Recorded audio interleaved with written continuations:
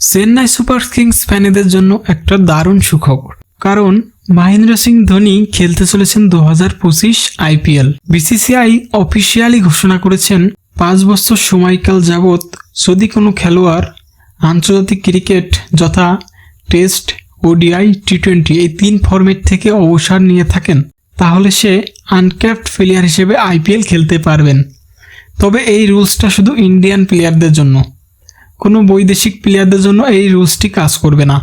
তো BCCI officially এই রুলসটি ঘোষণা করেছেন, যদি কোনো প্লেয়ার 5 বছর সময়কাল যাবৎ অবসর গ্রহণ করে থাকেন আন্তর্জাতিক ক্রিকেট থেকে, তাহলে সে আনক্যাপড প্লেয়ার হিসেবে আইপিএল খেলতে পারবেন।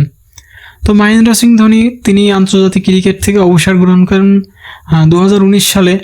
তো সে তো তার 5 বছরের বেশি সময়কাল ধরে অবসর গ্রহণ হয়ে যাচ্ছে, তো তিনি আনক্যাপড প্লেয়ার হিসেবে 2025 আইপিএল খেলতে পারবেন। তো এটা একটা দারুণ সুখবর চেন্নাই সুপার কিংস দল এবং চেন্নাই সুপার কিংস দলের ফ্যানেদের জন্য, কারণ মহেন্দ্র সিং ধোনিকে মাত্র 4 কোটি রুপিতে চেন্নাই সুপার কিংস দল রিটেন করতে পারবেন, যার ফলে চেন্নাইয়ের একটু বাড়তি সুবিধা হবে অন্য কোনো প্লেয়ারদের কেনার ক্ষেত্রে।